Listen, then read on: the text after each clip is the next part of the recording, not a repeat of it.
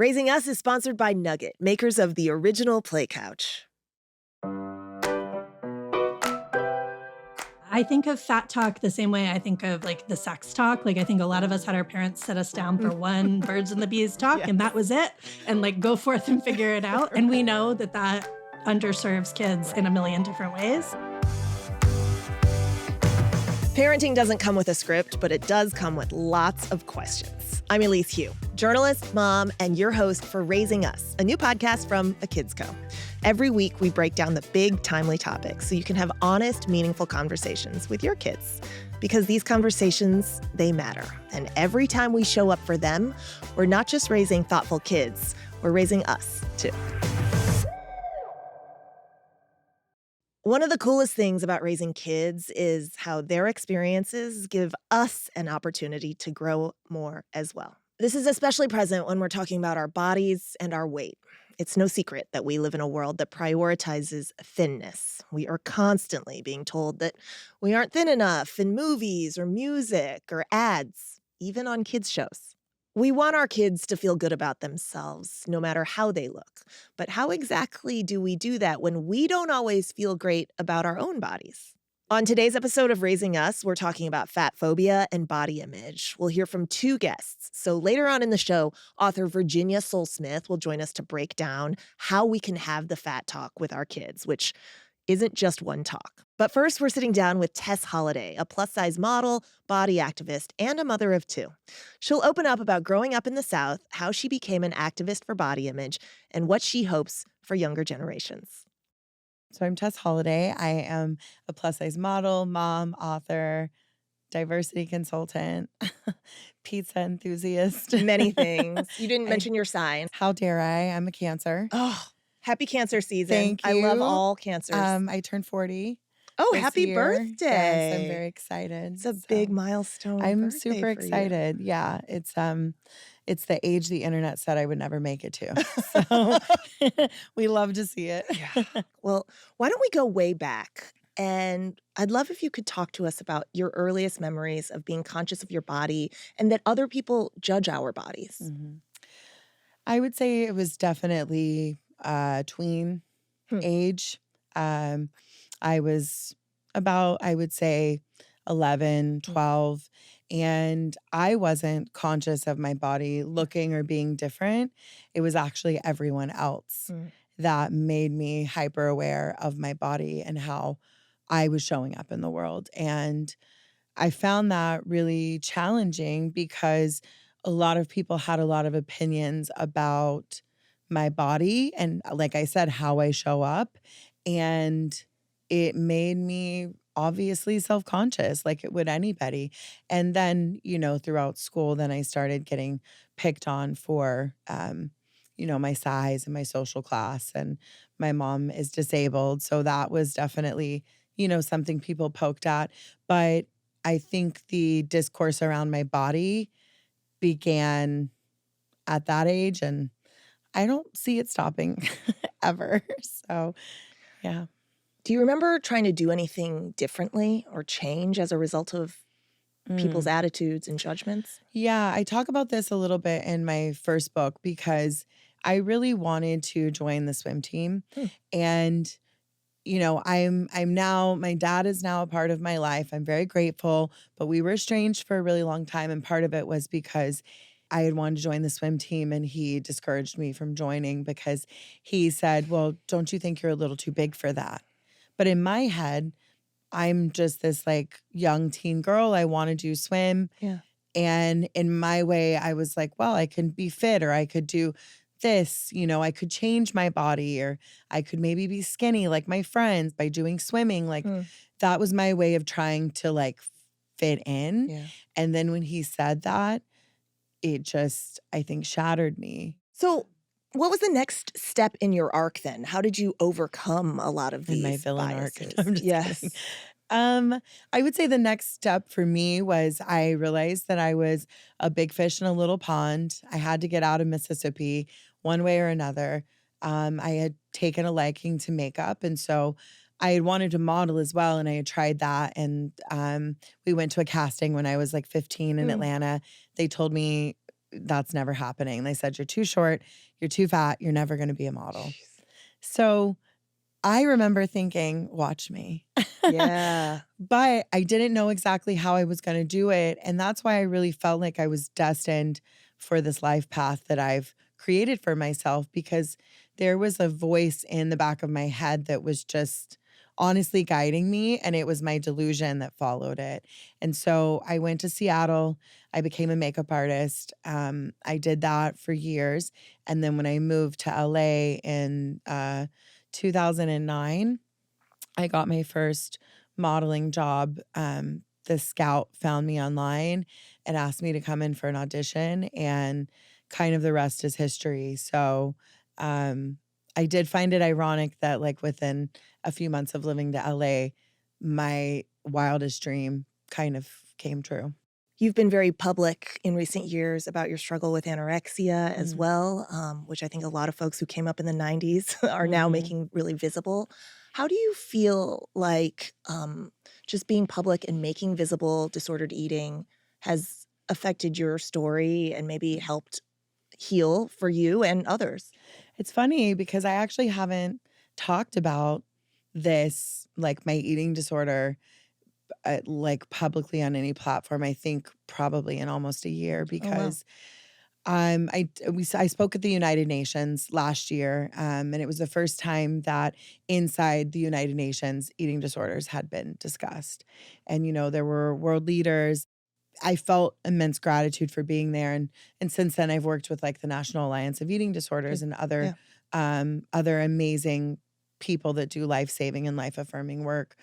I think I almost in a way regretted a little bit sharing that I had such a restrictive eating disorder because of the way it was weaponized against me, Hmm.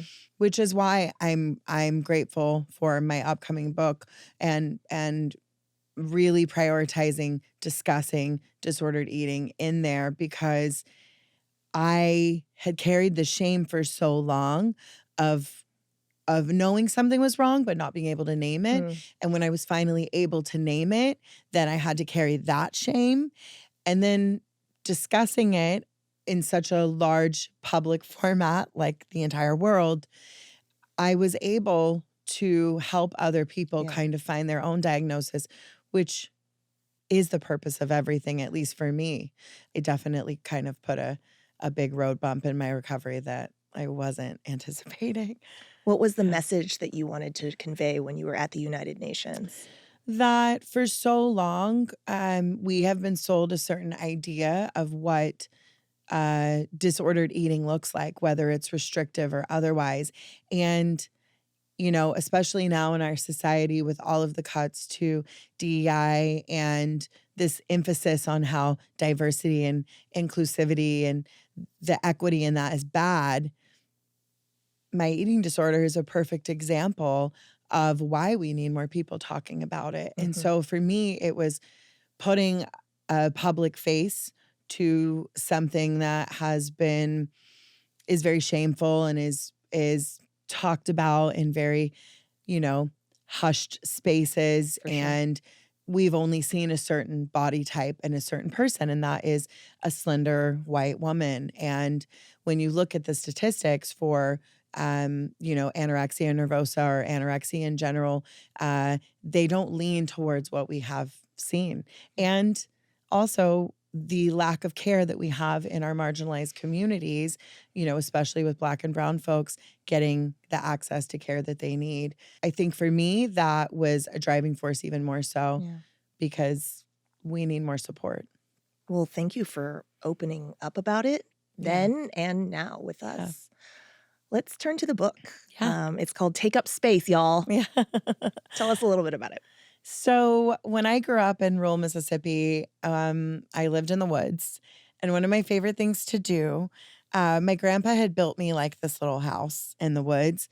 And if I wasn't there, I would get my backpack and I would pack like a journal and chicken soup for the teenage soul. Yes, I Because remember it this. was my Bible and snacks, obviously. So I would retreat into the woods with my book. And we didn't have the internet when I Right. was a Right. tween, And so that book really changed my life in a lot of ways through my formative years. And so I have always wanted to do a book for teens and tweens that, wasn't chicken soup for the teenage soul, but was my version where I talk about how it is okay to take up space, where I talk about body hair and frenemies and disordered eating. And what do you say if, like, your best friend Kathy says you look fat in this dress? What do you do? So I just wanted it in one place because I feel like the internet is great. I love it. It connects all of us. But being able to have something in your hands to be able to take with you and refer back to is so powerful. And it sounds like it's the kind of book that you would have appreciated when you were young too. Absolutely. So what do you say to your kids when they feel uncomfortable in their body, however their body is showing up? Yeah, I've navigated this a lot because my oldest is 19. Bowie, my youngest, just turned 9. And it's very interesting parenting kids with such a big age gap. It's not for the faint of heart. And it's funny how there's also so many similarities in such a big age gap with the things that they're navigating. And they know I use the word fat. I talk about my body in a positive way. If I ever kind of speak maybe ill about myself, I'm quick to catch myself. But even if I'm not, my kids will be like, hey, no, like the other day I kind of said something. I don't know what I said. It was kind of like one of those throwaway things that you say when you're flustered. And Bowie told me, like, hey, you're just doing your best, right? Like, you're just Oh, doing your best. and this is the 9-year-old. This is my 9-year-old. Oh, what a sweet I mean, my boy. 19-year-old's just like he's even wiser. But just him saying that just made me think to myself, you know what, you're right. And I know that's not in regards to bodies, but I think with that, I wanted to teach them to give themselves grace, to understand that, like, it's really not that serious. Right. I just want to show them, and I hope that I am, to live life loudly and, to try to treat people with compassion because you also never know what people are going through. Right. And I think a little compassion goes a long way. That was the flip side of my question, which is what do you say to your kids, or how should parents react when their kids are making judgments about other people's appearance? Yeah, we've also navigated this too because, kids say Kids can be mean. crazy things where I'm like, where did you get that from? I didn't say that, but we live in a very connected world, and the internet, whether you think you're filtering all of it on their iPads or not, they see it, they come across it, they think it's okay. Sometimes the bullying behavior, I feel like, is normalized now more than ever.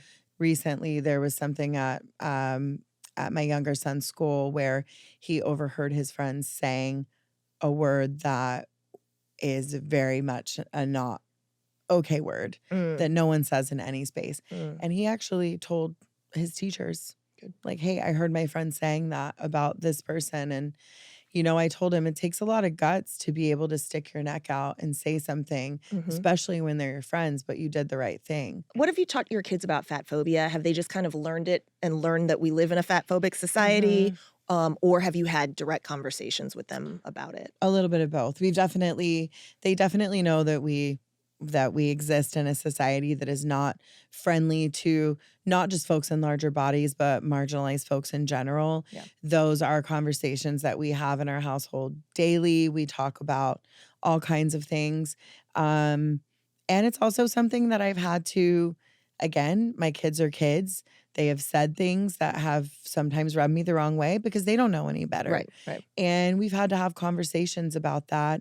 And I think just bringing the awareness and having the conversations and saying, this isn't okay, or this is okay to say, or, for example, I'm okay with the word fat, but there's a way to say fat to someone who is fat that feels loaded and not okay, and explaining the difference in that as well. And what are the big ideas, or if there's one big idea that you want your readers to take away from their experience? I mean, honestly, I hate to be the person that's like, it's in the title, but it really is take up space because, and I put y'all in there because it's my Southern, Yeah. even though it doesn't sound like it. But if I get my mom on the phone right now, it'll come out, the Mississippi. But we are being told in today's society now more than ever, not just told, shown, shoved in our faces, ridiculed, that we have to look, be, and perform in a certain way. And that is detrimental. I'm getting chills saying it, to our youth and to society. And so now more than ever, the irony of me creating a book called Take Up Space, y'all, coming out right now, means more to me than I can really put into words, because I feel like the only way that we are going to overcome so much that is happening around us and to us is to be very boldly ourselves, to show up more than ever how we want to show up, and just ignore the background noise as much as possible. But there's a lot of power in just being yourself. Tess Holliday, thank you for taking up space Thank and you. for this conversation. I enjoyed it so much, and I'm sure that our listeners will too. Thank you. Thank you so much. Tess's story shows us what it means to take up space boldly and with compassion. But how do we translate that into everyday parenting choices? How do we raise kids to think critically about bodies, health, and belonging? That's where journalist and author Virginia Sole-Smith comes in. Her work gives parents the tools to confront fat phobia, untangle diet culture, and start meaningful conversations at home. I am so delighted to be joined by Virginia Sole-Smith today. She is a journalist and the mind behind The Burnt Toast, a podcast and a beloved Substack newsletter. She has contributed to all kinds of places: the New York Times Magazine, Scientific American, and so many more. She has two daughters, one in elementary school, one in middle school, and is the author of two books, the most recent of which is Fat Talk: Parenting in the Age of Diet Culture. She's also a friend. Virginia, thanks for coming on the show. Thank you so much for having me. It's a joy to be here. I think there's been a lot of re-examinations of growing up in the 90s, in the aughts, Yes. which is probably the age of many of our listeners, many of the millennial parents out there right now, in which we were taught to kind of conflate our appearance with our worthiness or our appearance with our value. How do we prevent passing that down to kids? Whew, all right, jumping in. It's a big question. It really comes down to a couple of things. I think we need to embrace change. We need to embrace with kids that their bodies are growing and changing all the time, that that's not something to be afraid of. Yeah. And that shows up in how we model our own relationships with our bodies. As an elder millennial mom, I'm post-children. I'm in my 40s. Like, my body has changed a lot in their lifetime, and even more so over the course of my lifetime. And I need to not frame that as something to dread or avoid or minimize. I need to be okay with the fact that my body has changed. So I think that's a big piece of it. And then the other piece is helping kids understand that their bodies are so valuable no matter what they look like, that our worth, our value of our bodies has nothing to do with appearance.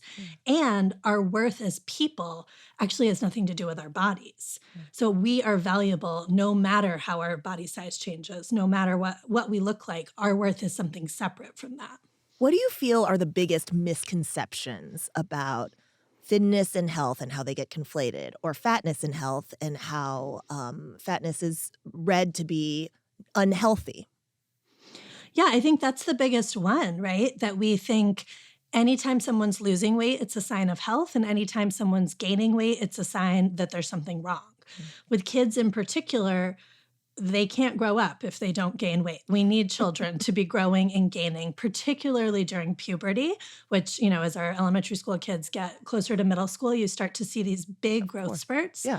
And that pediatrician's visit when you're 9 or 10 years old is often when a lot of body anxieties start, because it's very common for kids to go through a big growth spurt at that age. And the pediatrician might say something like, oh, got to switch to skim milk or only beige foods or something like that. And suddenly everybody's worried about it, but it's just a natural part of them starting puberty. And it's what we want to see happening.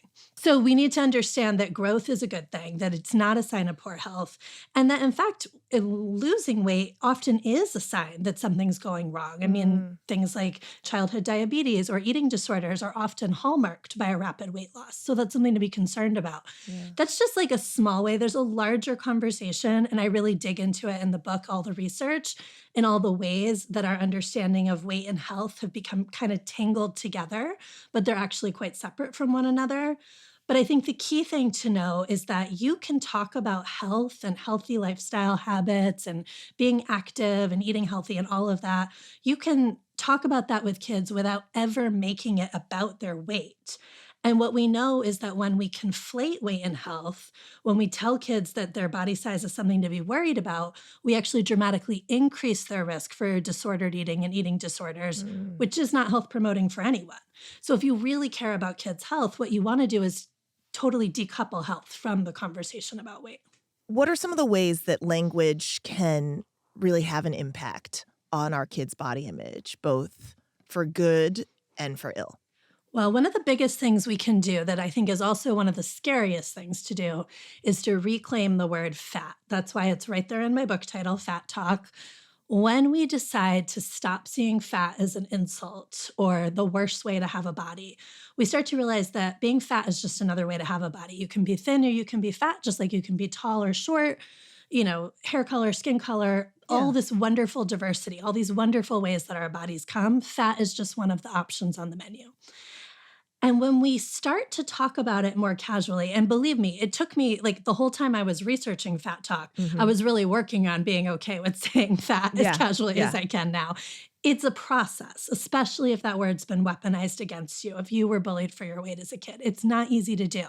But when we take the negative associations out of that word, it's like we're saying to the bullies, like, you don't get my lunch money anymore. You don't get to use that against me.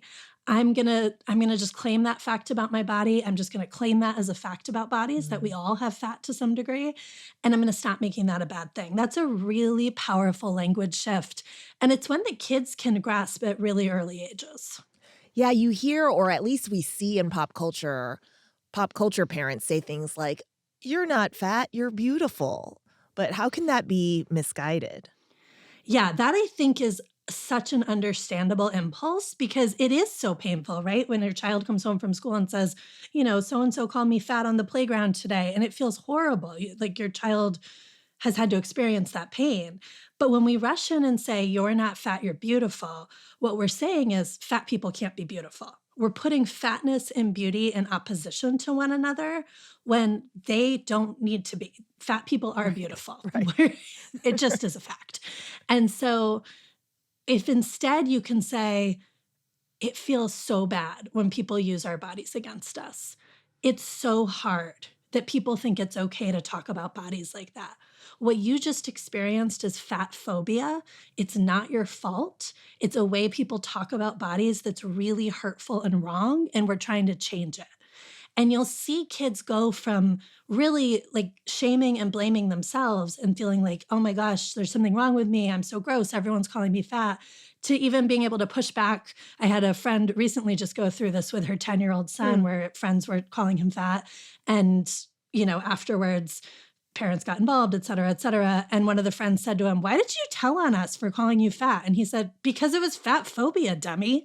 And totally just owned it. Love and that. It was so empowering to see him be able to go from, of course, having his feelings hurt. It was a terrible experience, to being able to say, oh, hey, that had nothing to do with me. That was someone else doing an unkind thing. And I can call that out, but I don't have to take that personally and think it's my fault. Yeah.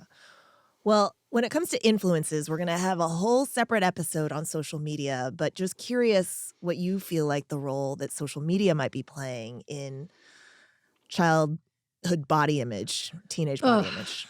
I mean, we could talk about this one all day. I know. I'm glad you're doing a separate episode about it.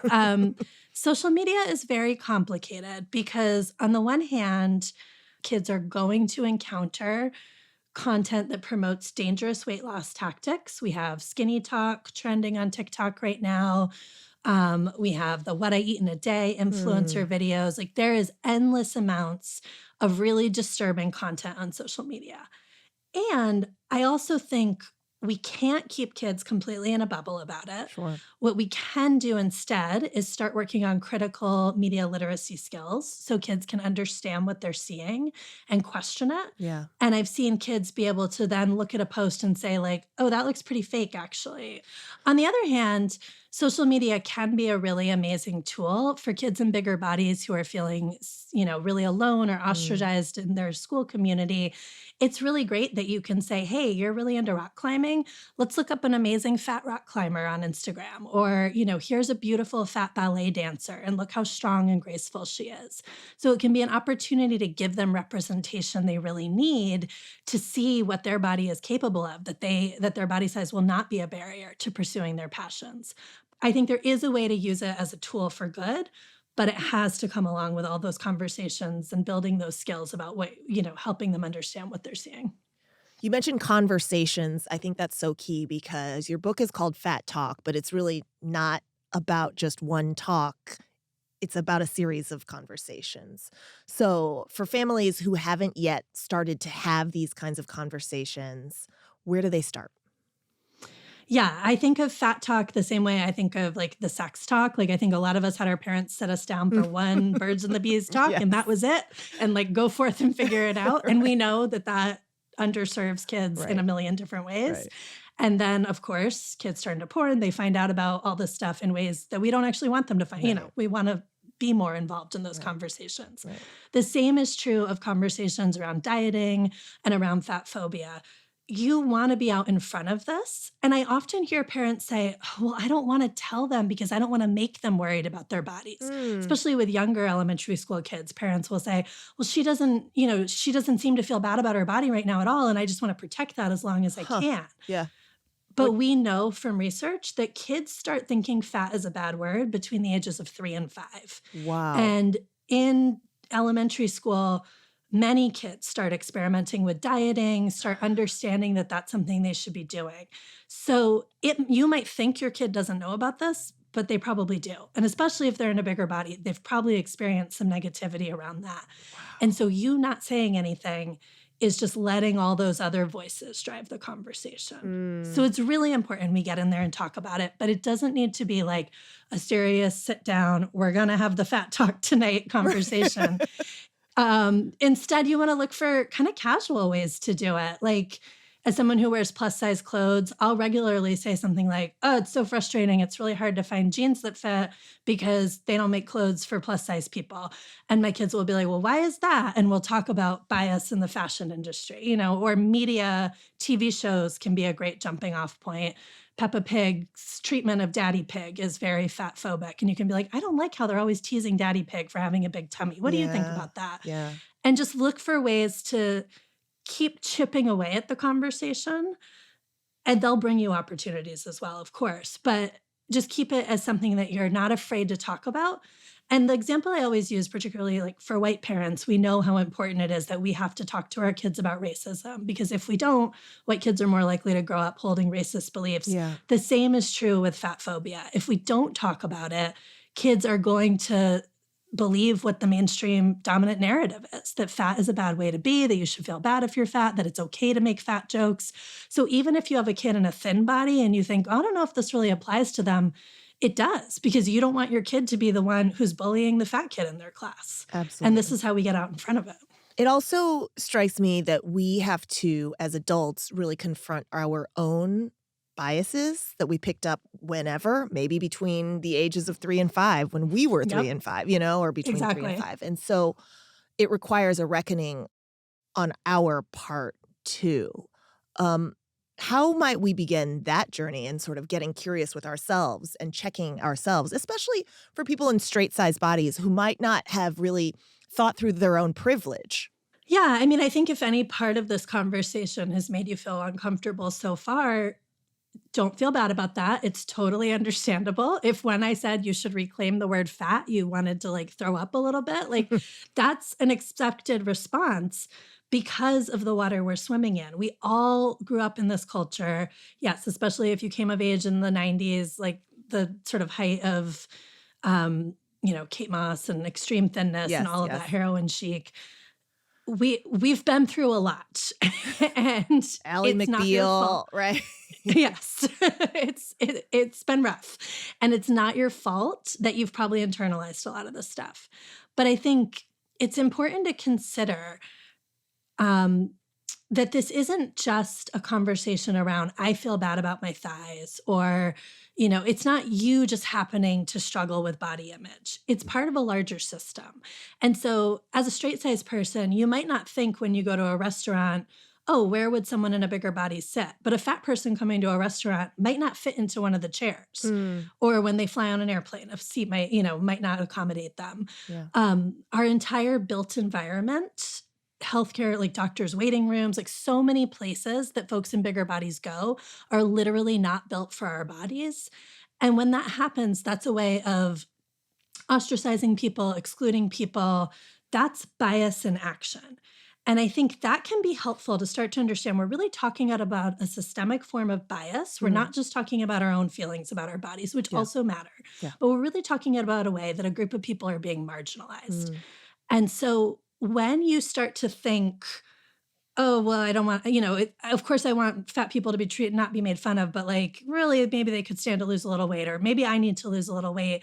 You're participating in a system that probably doesn't align with your values. You probably actually don't think that an entire group of people should be not feeling safe and welcome in our culture. And so that can be a helpful starting point to start to question some of those beliefs that we have. And then the other piece I'll say is we're still all entitled to our own journeys and our own bodies. And whatever choices you're feeling like you need to make for your own body, again, it's understandable. There's so many reasons why it feels safer to be in a thinner body. But at least recognizing that you're trying to hold on to a level of privilege because of what that affords you, because of the way that makes your life easier. And sort of understanding that that's part of a system. That's not an accident. That's a feature, not a bug, that you feel like thinness is so important. This is a great message to adults. What do you think, or what would you like kids to take away from the series of Fat Talk conversations that parents might have with their kids? I would say the most important thing is that I want kids to know that their bodies are not problems to be solved. And way too often, kids in bigger bodies feel like, well, if I was just thinner, then mom wouldn't be stressed about how I was eating, or the doctor wouldn't be on my case, or the coach wouldn't be on our case. You're not doing anything wrong. And when we tell kids in bigger bodies they need to change themselves, even when we tell any kid that their body needs to change, we're telling them that the bullies are right and that our fatphobic culture is right. So that's not something we want to underscore. Your body is not a problem to be solved.